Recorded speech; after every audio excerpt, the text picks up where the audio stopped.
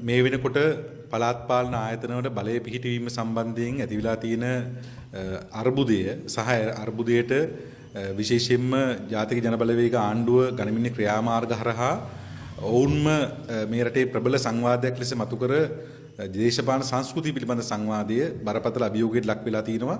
බලය පිහිටවීම සඳහා ඕනෑම කණ්ඩායමක් එක්ක සභාගත වෙන තැනට සන්දානගත වෙන තැනට ඒ නිසා මේ දේශපාලන අවස්ථාව හරහා මතුවෙන දේශපාලන ප්‍රකාශනයත් ඒ ප්‍රතිපත්තිමය අර්බුදයත් අපි හිතන ජනතාව ඉදිරියේ සලකුණු කළ යුතුයි. ඒ නිසා ඒ අර්ථයෙන් විශේෂයෙන්ම ජාතික ජනබලයට ඡන්දය පාවිච්චි කරපු අය ඉදිරිපිට මේ අර්බුදයේ යම්කිසි විදිහක දේශපාලන වශයෙන් ඉස්මතු කළ යුතුයි.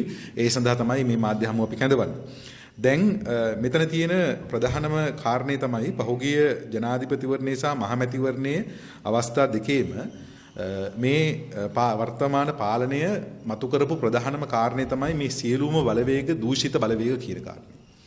එතකොට ඒ කාරණේ සම්බන්ධයෙන් කියන්නේ ආණ්ඩුවට පිටින් ඉන්න බලවේග සියල්ල සම්බන්ධයෙන් ගොඩනගපු විවේචනයේ සාධාරණ පදනමක් තියෙනවා. මොකද පහුගිය කාලේ අරගලයේ විසිනුත් ඉස්මතු කරා 225ම එපා කියලා සටන් පාඨයක්. එතකොට මේ 225ම එපා කියන සටන් පාඨයේ මහා ජනාධිපතිවරණේ මහමැතිවරණේ එනකොට පැවතිච්ච ප්‍රධාන දේශපාලන ව්‍යාපාර සියල්ල එක්තරා ආකාරයක මේ අල්ලස් සහ දූෂණ වලට සම්බන්ධයි. ඒ වගේම තවත් ආකාරයකින් මේ රටේ දේශපාලන බිඳවැටීමට සහ දේශපාලන සංස්කෘතිය බිඳවැටීමට සහ මේ ආර්ථික බිඳවැටීමට සම්බන්ධයි කියන තර්කය තමයි මැතිවරණ තුල මතුනේ. මේ තර්කයට දේශපාලන වශයෙන් අපිත් එකඟතාවයක් තියෙනවා එම්සි දුරකට.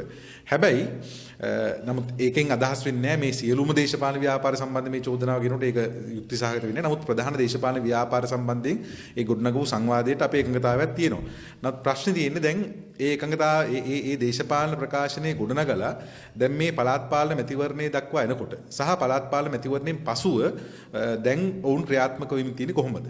දැන් අපිට පේනවා විශේෂයෙන්ම ගාල්ල නගර සභාවේ බලය පිහිටුවීම සඳහා අරගෙන තියෙන ඊටාම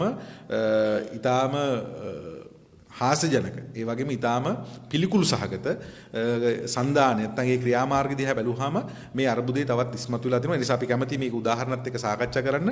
නමුත් ඒ සාකච්ඡා කරන කලින් මේ මාධ්‍ය හමුවට විශේෂයෙන් අපි සම්බන්ධ කරගන්නවා මේ විටින් විට ඔවුන් ඉදිරිපත් කරපු අදහස්. දැන් මේ බලන්න එක වෙලාවක ඒ කියන්නේ පළාත් පාලන මැතිවරණයට පෙර අගමැතිනිය කරපු රැස්වීමක ඇය ඉදිරිපත් කරන අදහසක් මේ. ඒක බලන්න පොඩ්ඩක්. ඔබ පරාජය කරපු ඒ දූෂිත නාස්තිකාර දේශපාලන සංස්කෘතිය පාදීන කණ්ඩායම් හැටියටලු බොහෝ දෙනෙක් ඉදිරිපත් වෙන්නේ. අර පරණ මූණවල් අලුත් ලේබල් දාගෙන වගේ එන්න හදනවා. ජනතා ප්‍රතික්ෂේප කරමු ඒකට පාලනය කරමු පරාජයපත් දේශපාලන පක්ෂයක එකතු වෙන්නේ. එතකොට දැන් මෙතනදී ඇය කියන්නේ ඒ දිගටම මේ රැස්වීමේ කතා කරනවා ඉතුරු දේශපාලන ව්‍යාපාර එකකටවත් ඡන්ද දෙන්න එපා කියලා ඒ තරකය ඊට පස්සේ වර්ධනය කරනවා ස්වාධීන කියලා ඉන්නෙත් පරණ හුරුමයි. ඒ නිසා ස්වාධීනයට දෙන්නත් එපා. එතකොට මේක තමයි ඒ සාකච්ඡාවේ වර්ධනය කරන්නේ. එතකොට දැන් බලන්න ඊළඟට ජනාධිපතිවරණයෙන් පස්සේ මේ තියෙන්නේ ජනාධිපතිවරයා මැයි 25 වෙනිදා කියපු කතාව. අපිට විරුද්ධව දේශපාලන කඳවුරක් නැහැ. සුම්බුන් ගොඩක්. කොතනකවත් මේ සුම්බුන් එකතුවකට සභාව පිටවන්න කියලා ජනවරමක් ලැබිලා නැහැ. කොතනකවත් මේ සුම්බුන් එකතුවකට සභාව පිටවන්න කියලා ජනවරමක් ලැබිලා නැහැ. අපිට විරුද්ධව දේශපාලන කඳවුරක් නැහැ. එතකොට ජනාධිපතිවරයා මැයි මාසේ 25 වෙනිදා කියනවා අපිට විරුද්ධව දේශපාලන කඳවුරක් නැහැ. සුම්බුන් ගොඩක් විතරයි තියෙන්නේ. කොතනකවත් ඒ සුම්බුන් එකතු කළා බලයක් පිටවන්න අපිට ජනවරමක් ලැබිලා නැහැ කියලා. ඒතකොට ජනවරම සම්බන්ධයෙන් අපි නෙමෙයි මේ මැතිවරණයෙන් පස්සේ ඔවුන් ඉදිරිපත් කරන තර්කය තමයි ජනවරම සම්බන්ධයෙන් මේ තර්කය.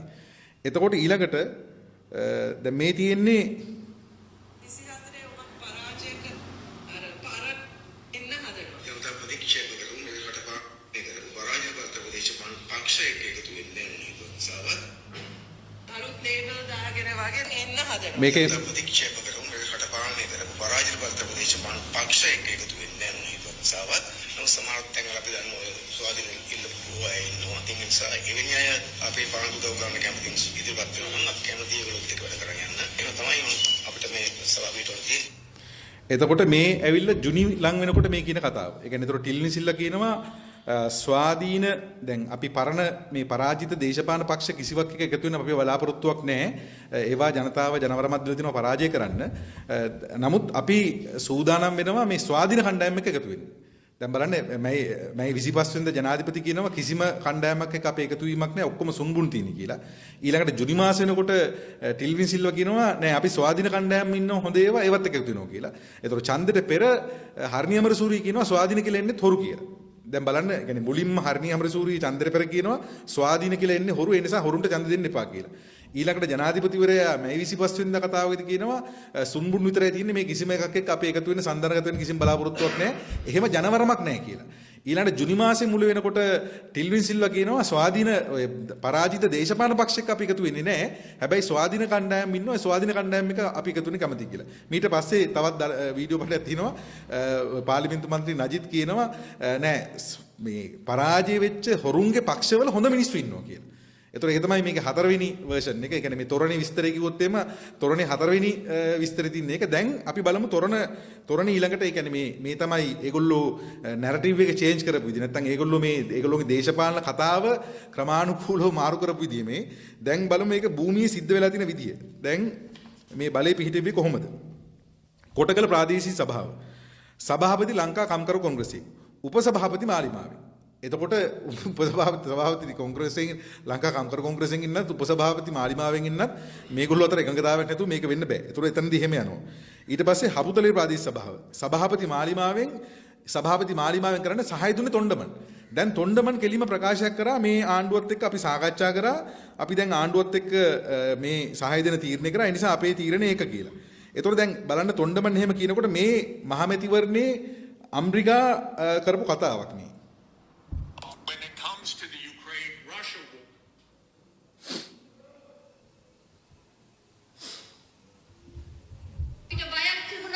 කඳුකර මිනිසුන්ට ඒ දෙමළ මගේ සෙනඟට විවිධ දේවල් දීලා ඒගොල්ලෝ වාල් කරගන්න පුළුවන් ඒගොල්ලෝගේ ඡන්ද වරකම් කරගන්න පුළුවන් කියලා ඒ මතේ මින් පස්සේ ඉවරයි. ඔවුන්ට අරක්කු දුන්න ගම ඔවුන් රැවටුණා කියලා හිතාගෙන හිටපු මම විශේෂයෙන්ම කියනවා කඳුකර සෙනඟගේ නායකයා කියාගෙන ඉන්න ජීවන් තොණ්ඩමන් කවුරු නැත්තමන්නේ මම බය නැතුව කියනවා උන්ට අභියෝග කරලා කියනවා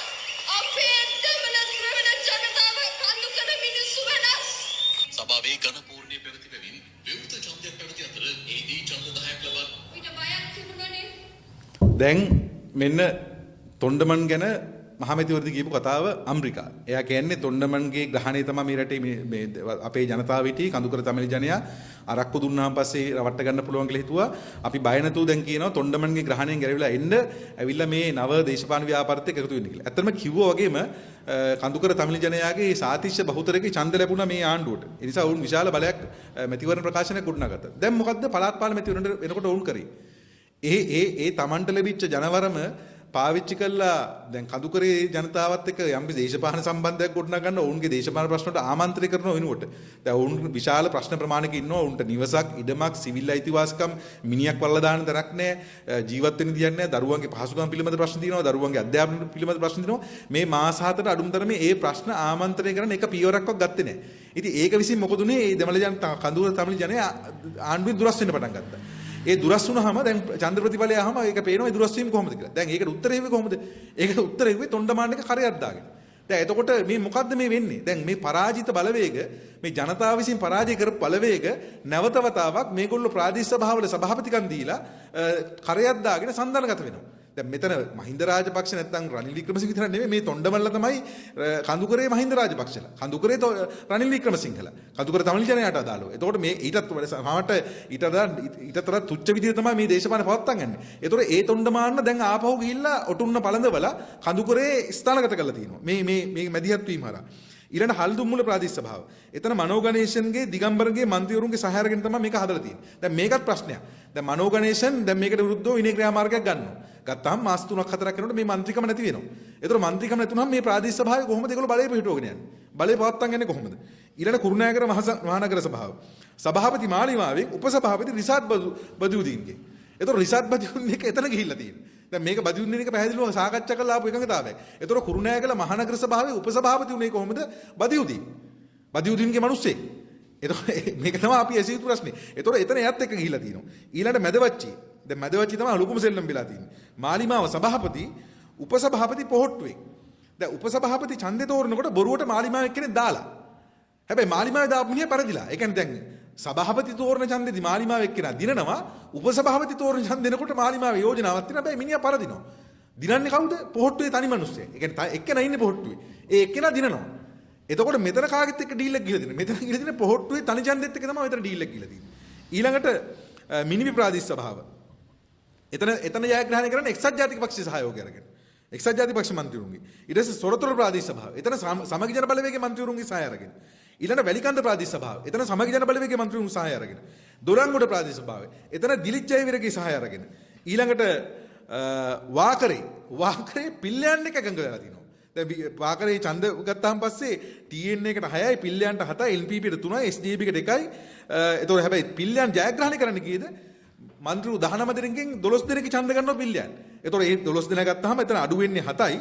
TN එකට 6ක් දෙනවා. තව කවුරු එක්කෙනෙක් දෙන්න නැතුව ඉඳලා තියෙනවා. ඒතකොට පැහැදිලිවම NPP 3 දෙනාගේ සහාය ලබා දීලා තිනවා පිල්ලයන්ට. පිල්ලයන් තමයි එතන වාකරේ ප්‍රාදේශ සභාවේ බලය පිහිටවල තියෙන්නේ. සභාපතිපත් කරන් තියෙන්නේ. ඒතකොට එතන පිල්ලයන් එක්ක යනවා. දැන් අපි අහන්නේ ඕගොල්ලෝ කාගෙත් එක්කද නොගියේ මේ බලය පිහිටවන්නේ? දැන් කාගෙත් එක්කද සම්බන්ධ නොවුනේ? කාගෙත් එක්කද නොගියේ? ඒ ප්‍රශ්නෙට උත්තර දෙන්න. දැන් මෙතන ඊළඟ කාර්යය තමයි මේ කොළඹ මහනගර සභාව බලය පිහිටීම සම්බන්ධ ප්‍රශ්නේ. දැන් මේ මහනගර සභාවේ බලය පිහිටවපු ආකාරය පැහැදිලිවම ජනතාවට හෙළි කර යුතුයි. අපි ඒක කියන්නේ මෙතන ඉන්නවා ඊටාම ලංකාවේ බරපතල ලෙස මද්ද්‍රව්‍ය ව්‍යාපාරයට සම්බන්ධ වෙච්ච ඒවා සම්බන්ධ නම් දරාපු පුද්ගලයින්ගේ නියෝජිතයන් මේ නගර සභාව ඇතුලේ මන්ත්‍රීවරු ලෙස පත් වෙලා ඉන්නවා කියලා ඒ ප්‍රදේශවල ජනතාව කියනවා. එතකොට එහෙම පත් වෙලා ඉන්න අයගේ සහයෝගය ගත්තද? ස්වාධීන කියලා ඇවිල්ලා ඉන්න කණ්ඩායම් වල සහයෝගය ගත්තද? මොකද මේක තීරණාත්මක ප්‍රශ්නයක්. මේ ස්වාධීන කට්ටියගේ සහයෝගය ගත්තා කියලා කිව්වට මේ ස්වාධීන කියලා මොකක් කරේ අඟහරු ලෝකේ නාය නෙමෙයි මේ ඇවිල්ලා මේ කාලයක් තිස්සේ එක එක පක්ෂත් එක්ක දේශපාලනය කරලා ඒ දේශපාලන අත්දැකීම ඒගොල්ලෝ හිතනවා අපිට ස්වාධීනව ගිල්ලුණාත් දිනන්න පුළුවන් කියලා. නැත්තම් මේ ස්වාධීන කියලා අලුතෙන් මේ කොහේ හරි ඉන්න මේ තරුණ සමිතියක කට්ටිය සෙට්ලා මේ ලිස්ට් එකක් දාලා නෙමෙයි මේ ස්වාධීන කියලා කියන්නේ කාලයක් තිස්සේ දේශපාලනේ ටෙම්පරාදු වෙච්ච Tamanට ටීම් එකක් දාලා දිනන්න පුළුවන් කියලා හිතන සහ දිනපු අය. හරි එතකොට ඒගොල්ලෝ දේශපාලන ඉතිහාසයක් තියෙන අය. එතකොට මෙතන ඉන්නවා දේශපාලන ඉතිහාසයක් විතර නෙමෙයි ඒ ප්‍රදේශීය ජනතාව වාර්තා කරන විදිහට මත්කුඩු සම්බන්ධ චෝදනාවට ලක් වෙලා ඉන්න අයත් මේ සභාව තුළට ඇවිල්ලා තියෙනවා. නැත්නම් මේ මත්කුඩු සම්බන්ධ චෝදනා ලක් වෙච්ච අයගේ නියෝජිතයෝ ඇවිල්ලා තියෙනවා මේ සභාවලට. එතකොට ඒගොල්ලෝගේ සහාය ගත්තද? ඒ නිසා අපි පැහැදිලිවම බල කරනවා කොළඹ නගර සභාව ඇතුළු මේ සියලුම සභාවල සහාය ගත්තේ කාගෙන්ද කියන එක රටේ ජනතාවට හෙළි කරන්න ඒක ජනතාවගේ අනුලංඝනීය අයිතියක්. මොකද ඒකට හේතුව ජනතාව ජනවරම දීලා තියෙන්නේ එක එක පක්ෂවලට. ජනවරම ගන්න කලින් එක පක්ෂයක්වත් කිව්වේ නැහැ මේ විදිහට සන්දානගත වෙනවා කියලා. ජනවරම ගන්න කලින් NPP කිව්වේ නැහැ අපි හවුලුත් එක්ක සන්දානගත වෙනවා කියලා. ඒ වෙනකොට NPP පුන කිව්වේ කිසිම කෙනෙකුට දෙන්න එපා කියලා. අපි පෙරදුනොත් මේ සභාවල සල්ලි කපනවා කියලා. දැන් ඇත්තටම සල්ලි කපනවා කවුද කපන්නේ? කපන්නේ IMF එක. මොකක්ද යෝජනාව? දැන් අපේ කරන්දිනියේ සහෝදරයා ගියා පහුගිය දවස්වල වැඩමුළුවකට මේ ආණ්ඩුව විසින්ම කැඳවපු ඒ වැඩමුළුවට දෙහිවල් ගල්කිස්ස නගර සභාවේ හිටපු කොමසාරිස් නාගරික කොමසාරිස්වරයා ඔහු පැහැදිලිව කියනවා ඔහු සහභාගී වුණා කියලා ජාත්‍යන්තර මූල්‍ය අරමුදල වැඩමුළුවකට සාකච්ඡාවකට ඒ සාකච්ඡාවේදී ජාත්‍යන්තර මූල්‍ය අරමුදල පැහැදිලිව කිව්වා 120 ගානේ අවුරුද්දකට රජයෙන් දෙන මුදල් වැටුප් සඳහා දෙන මුදල් කපා හරිනවා කියලා. ඒ නිසා සියලුම ප්‍රාදේශීය සභාවලට ලබන අවුරුද්දේ වැටුප් සඳහා ලැබෙන මුදල් වලින් 120ක් කපනු ලැබේ. ඊළඟ අවුරුද්දේ ඒක 140 වෙනවා, ඊළඟ අවුරුද්දේ 160 වෙනවා, ඊළඟ අවුරුද්දේ 180 වෙනවා. අවුරුදු 5ක් ඇතුළත මුළුමනින්ම රජය වැටුප් ගෙවීම සඳහා ලබා දෙන මුදල් කපා හරිනවා. දැන් ප්‍රාදේශීය සභාවලට සිද්ධ වෙනවා අලුතෙන් බදු ක්‍රම හඳුන්වා දෙන්න. වරිපණම් බදු හඳුන්වා දෙන්න. වරිපණම් බදු අය නොකර ප්‍රදේශවල බදු අය කරන්න. දැන් මේක තමයි මේ දාගත්ත කටුවටුන්නේ තරම. ඉතින් ඒ නිසා ඇත්තටම අර ජනාධිපතිවරයෙකුට මම සල්ලි කපනවා කියලා ඇත්තටම දැන් කපන්නේ IMF එකේ යෝජනාවලට අනුව. ඒතකොට දැන් මේ බදු තවත් විශාල බදු පීඩනයක් මේ රටේ ජනතාවට මේ අලුතෙන් හදපු සභාව විසින් පටවන නීමිතයි අලුත් සභාපතිවරුන්ට ගන්න වෙන පළවෙනි තීරණය මේක. ඒ නිසා මේ අලුත් සභාපතිවරුන්ට hina වෙවි සතුටින් සභාපති පුටුවේ වාඩුණාට පෙරලි වැටි හැපි මේ පුටුවල වාඩුණාට මේගොල්ලන්ට ගන්න වෙන පළවෙනි තීරණය තමයි IMF එකේ කොන්දේසි අනුව අලුත් බදු ක්‍රම හඳුන්වා දීම. ඒ නිසා මේ අපි පැහැදිලිව කියනවා අපේ 16 දෙනෙක් ඉන්නවා මේ 16 දෙනා සම්බන්ධ කරගෙන තවත් අය අපිට සම්බන්ධ කරගන්න පුළුවන් නම් අපි ඒත් සම්බන්ධ කරගන්නවා ඒ උද්ඝෝෂණය සඳහා. ඒ උද්ඝෝෂණයක් අපි පටන් ගන්නවා මේ බදු කප්පා මේ අලුත් බදු වලට විරුද්ධව 120 කප්පාදුට. ඒක තමයි ප්‍රාදේශීය සභාවල අපි ගෙනියන්න හදන පළවෙනිම අරගලයේ ඒකාබද්ධ නැත්නම් නැත්නම් පොදුවේ සියලු දෙනා ඒකාබද්ධ කරගත් අරගලයක් විදිහට අපි ගන්න බලාපොරොත්තු වෙනවා. අපි අවධාරණය කරනවා. ඒ වගේම අපි සේවකයින්ට ප්‍රාදේශීය සභාව ඇතුළේ වැඩ කරන නගර සභාව ඇතුළේ වැඩ කරන සේවකයින්ට කියනවා ඉක්මනින් සංවිධානය වෙන්න විශේෂයෙන්ම අනියම් සේවකයෝ ඉන්නවා නම් කොන්ත්‍රාත් සේවකයෝ ඉන්නවා නම් ඒ සියලු දෙනාට ලබන අවුරුද්ද මුල වෙනකොට රැකියා අහිමි වීමට නියමිතයි. ඒ නිසා ඒ අය ඉක්මනට සංවිධානය වෙන්න. මොකද සමහර සභාවලට වරිපණම් බදු අය කරන්න බෑ. වරිපණම් බදු නේ සමහර සභා තියෙනවා. ඒ සභාවලට ආදායමක් එන්නේ එකම එක සංචාරක මධ්‍යස්ථානකින්. එවැනි ආයතන තියෙනවා. සමහර ඒවාට කිසිම ආදායමක් වෙන ක්‍රමයක් නැහැ ඒ විදිහට. එතකොට මේ සභාවලට මේක පැටවුවාන් පස්සේ මේ සභා නන්නත්තර වෙනවා. ඒව වැඩ කරන මිනිස්සුන්ට පඩි ගෙවා ගන්න බැරි වෙනවා. ඒ නිසා ඒක තමයි අත්වෙන්තිර ඉරනම. දැන් මේක සාධාරණීකරණය කරන්න මේගොල්ලෝ එක එක ඒවා කියනවා. මොනවද කියන්නේ? දැන් මේගොල්ලෝ කියනවා අර කතාව. ඒ කියන්නේ මොකද්ද මේ සභාවල බලය පිහිටවන්න හොඳ මිනිස්සුන්ගේ සහාය ගත්තා. දැන් මෙතන තියෙන ලොකුම මේ ලොකුම හාස්‍යජනක සහ ඊටාම මේ වටහා ගන්න බැරි කාරණේ තමයි දැන් බලන්න අපි දැන් උදාහරණයක් ගත්තොත් එහෙම අපි ගියොත් එහෙම ඔය මැදවච්චී ප්‍රාදේශ සභාවට. දැන් මැදවච්චී ප්‍රාදේශ සභාවේ හොඳ මිනිස්සු ඉඳලා තියෙන එකයි. හරිද? ඒ අර පොහොට්ටුවේ මිනිස්සු. තව මිනිස්සු ඉඳලා නැහැ. හරිද? හැබැයි එතන මැදවච්චී ප්‍රාදේශ සභාවේ බලය පිහිටවන NPP ට අඩුලා තියෙනෙත් එකයි. හරිද? දැන් මේ හැමතැනකම NPP ට බලය පිහිටවන අඩු වෙන ඉලක්කමයි හොඳ මිනිස්සුන්ගේ ඉලක්කමයි සමානයි. හරිද? දැන් ඒ ගණිත කර්මය කොහොමද ආවේ? ඒ කියන්නේ හරියටම දැන් උදාහරණයක් ගත්තොත් එහෙම අපි හිතමු කුරුණෑගල මහනගර සභාවේ ඒගොල්ලොන්ට එකක් තමයි බලය පිහිටවන අඩු වෙන්නේ. එකක් අඩු වෙනකොට නැත්නම් දෙකක් අඩු වෙනකොට හරියටම හොඳ මිනිස්සු ඉන්නේ දෙන්නයි. හරියටම හොඳ මිනිස්සු ඉන්නේ එක්කනයි. දැන් ඊළඟ කාරණා තමයි දැන් NPP යට බහුතරේ ඉන්න සභාවල හොඳ මිනිස්සු නැහැ. දැන් ඒවැ කිසිම හොඳ මිනිහෙක් නැහැ. දැන් මොකද්ද මේ හොඳ මිනිස්සු කොහොමද හොයාගත්තේ? ඒ කියන්නේ හරියටම හොඳ මිනිස්සුන්ගේ ඉලක්කම NPP ට බලය පිහිටවන්න බැරි වෙලා තියෙන ඉලක්කමට සමාන උනේ කොහොමද? NPP බලය පිහිටපු තැන් වල හොඳ මිනිස්සුන්ගේ ඉලක්කම බිඳු උනේ කොහොමද? මේ හොඳ මිනිස්සු ගරන් අපි මේක හැදුවා කියලා කියන අය අපි හිතනවා මේ ප්‍රශ්නෙට උත්තර දෙන්න ඕනේ මේ ඉලක්කම කොහොමද හරියටම හොයාගත්තේ කියලා. ඒ තැන්වල කොහොමද මේ හොඳ මිනිස්සුන්ගේ ඉලක්කම හදාගත්තේ කියලා. ඉතින් ඒ නිසා මෙතන තියෙන ප්‍රශ්නේ තමයි මේ වගේ විහිළු කතා කියන්න එපා.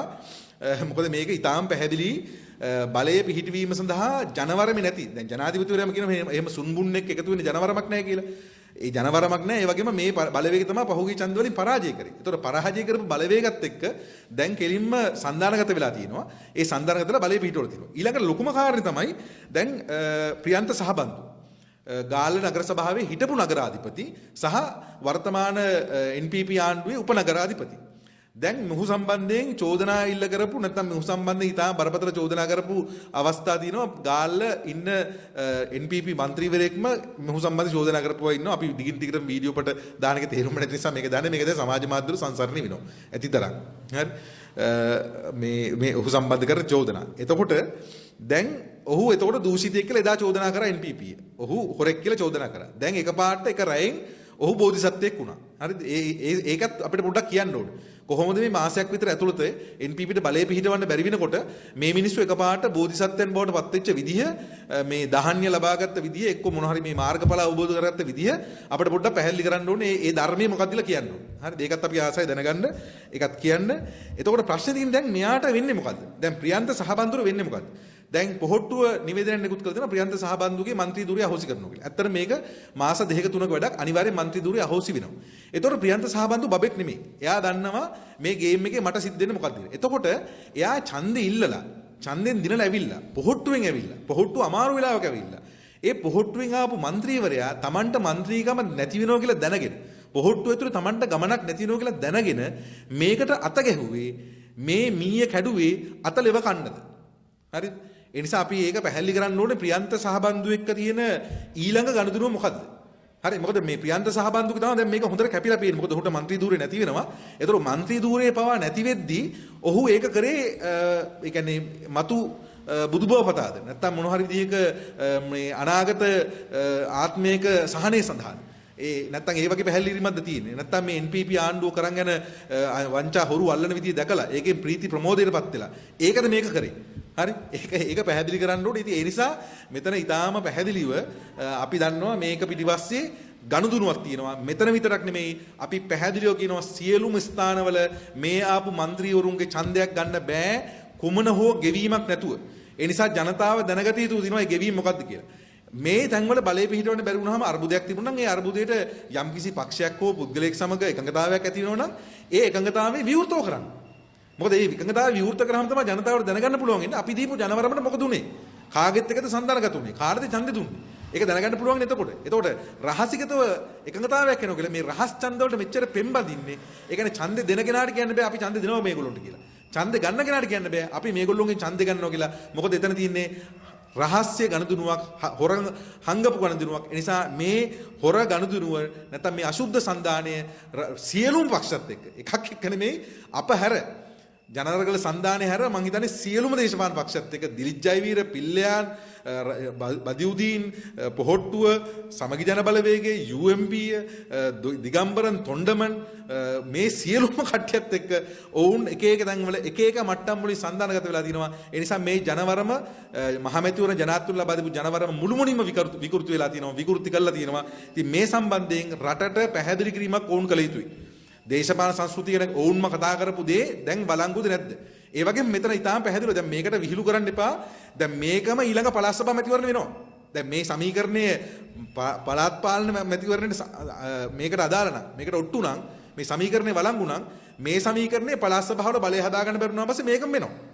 හරිද? එතකොට මේක තමයි ඊළඟ පළාත් සභා මැතිවරණ වෙන්නේ. එතකොට ජනතාව ඊළඟ පළාත් සභා මැතිවරණයක ඡන්දේ පාවිච්චි කරද්දී මේ කාරණේ සලකා බලන්න කියලා අපි ඉල්ලා හිටනවා.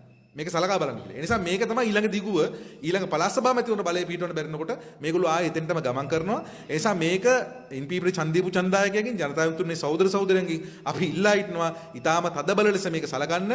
මේ කාරණේ මේ දේශපාලන වශයෙන් වෙලා තියෙන මේ වැහැරීම මේ දියාරු වීම මාස 6ක් ඇතුළත මේක තදින් අවධානය යොමු කරන්න කියලා අපි ඉල්ලා හිටනවා.